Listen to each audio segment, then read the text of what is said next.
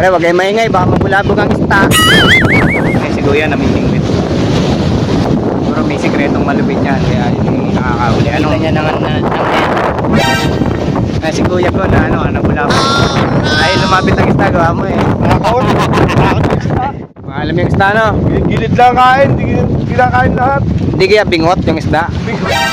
Kaya hindi kumagat yung pae. Bingot. Maliit na ano pala dito, maliit na ilog.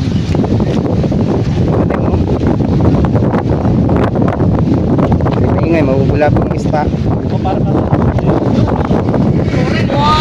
Ayun! Ang galing! Galing, nakahuli si Kuya. Oh.